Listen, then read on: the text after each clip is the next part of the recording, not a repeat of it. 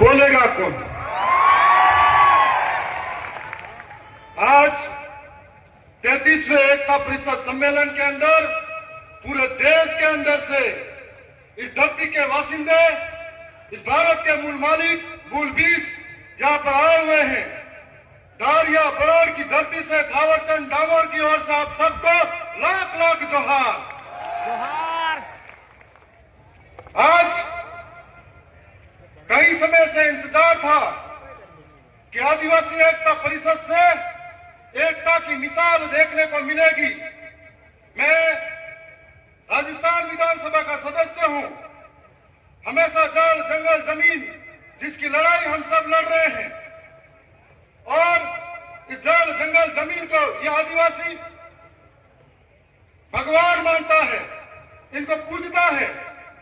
लेकिन धीरे धीरे धीरे धीरे कई लोग आए और आजादी के 75 वर्षों बाद भी हमारी जल जंगल जमीन हमसे छीनी गई। विकास के नाम पे हमें विस्थापित किया गया, लेकिन हमारे लिए कब कौन खड़ा रहा, यह सोचने वाली बात है। और आज हमारे लिए सबसे बड़ी सोचने वाली बात है कि लड़ाई को किस जगह जाकर लड़ा जाए कि जिससे हमारा जल जंगल और यह जमीन बचाई जाए। क्या यह लड़ाई सड़कों पे कब तक लड़ पाएंगे जिनके माध्यम से जल जंगल और जमीन बचाई जा सके?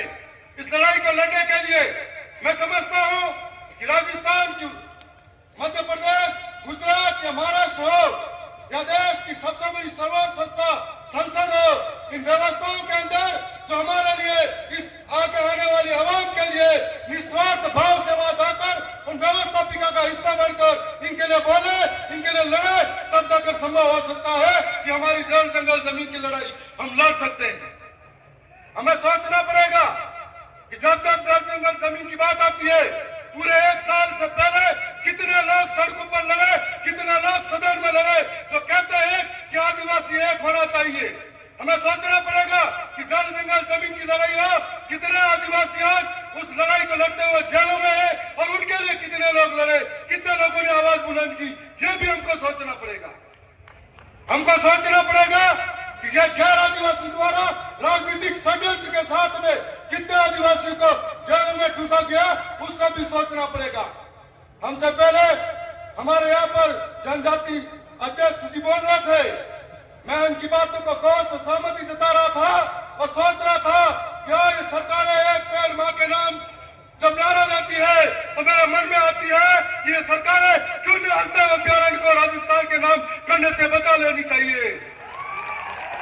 अब मेरे मन में सवाल आता है और आज मैं उम्मीद करता हूं कि जनजाति सलाहकार समिति के हमारा अध्यक्ष है, मैं एक उम्मीद करता हूं कि जब तक हमारे लोग ट्राइबल एडवाइजर कमेटी के अंदर अध्यक्ष नहीं बनेंगे, तब तक हमारे अंदर हमारे लोगों के लिए विकास की भावना पैदा नहीं होगी।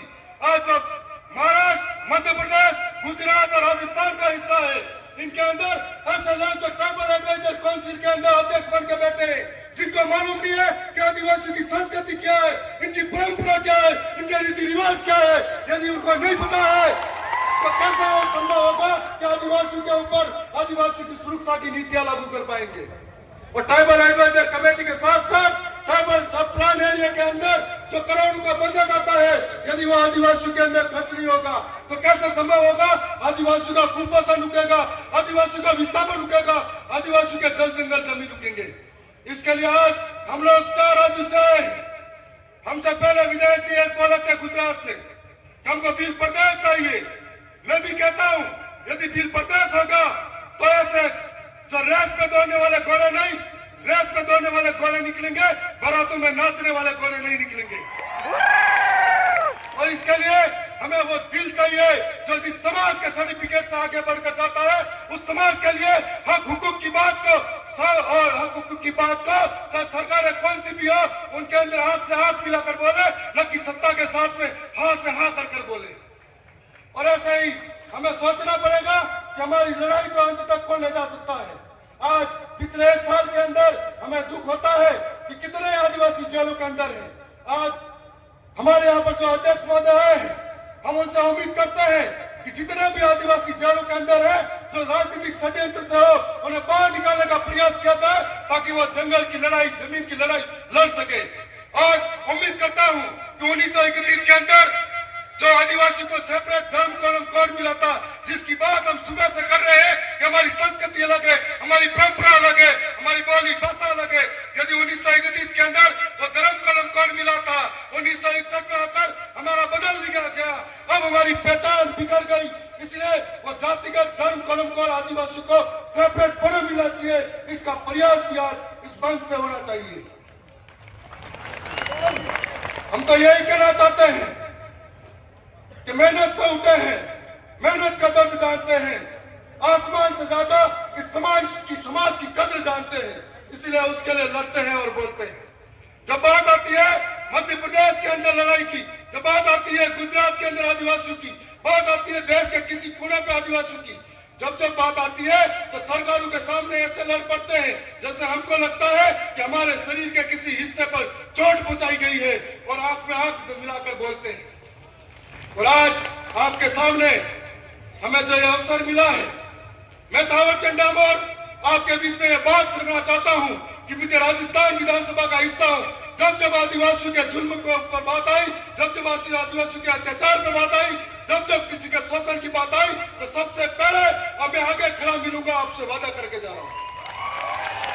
जब राजस्थान की विधानसभा में राजस्थान की कोई सी भी सरकार हो, उससे आंख मिलाकर बात करने की बारी आई तो छाती ठोकर टेबल बनाकर आपके हक की बात लड़ने के लिए तैयार करूंगा। मैं आपसे यही कहना चाहूंगा कि हम बोलते हैं एक तीर एक कमान, आदिवासी एक समान, तो ये आदिवासी एक समान जब आदिवासियों की बारी आती है लड़ने की, तब क्यों बिखर जाते हैं, तब क्यों दुश्मनों के खेमों में नजर आते हैं। और ऐसा कहते हैं कि हम जल जंगल की लड़ाई लड़ते लड़ते अब कौन सी लड़ाई लड़ने लगे, और मध्य प्रदेश के अंदर तो ऐसा लगता है कि जल जंगल की लड़ाई लड़ते लड़ते वर्चस्व की लड़ाई लड़ने लग गए हो। और आज मुझे लगता है कि जल जंगल की लड़ाई के साथ साथ में ये जो बोला बाला आदिवासी है, हमको आगे करता है, हमको बड़ा बनाता है, और हम उसके बाद में मंच पर जाकर बड़े हो जाते हैं, और हम हमारे विरोधी खेमे के साथ में जाकर अपने हाथ मिला लेते हैं, और आदिवासी ठगा महसूस करने लगता है। अब हमको ये सोचना पड़ेगा कि कौन हमारे सुख में काम आएगा, कौन हमारे दुख में लड़ेगा, कौन हमारे अधिकारों की बात करेगा, कौन हमारे लिए लड़ने के लिए तैयार खड़ा है, उसकी पहचान करनी पड़ेगी। आदिवासी बोलने से आदिवासी के अंदर वो भावना आने वाली बात नहीं। मैं बहुत बहुत धन्यवाद करता हूं। मैं कहना चाहूंगा कि आवाज अपनी दूर तक छोड़ जाऊंगा, खामोशी की बेमौत गवारा नहीं मुझे, शीशाओं में टूट भी गया तो अपनी खनक छोड़ जाऊंगा। धन्यवाद।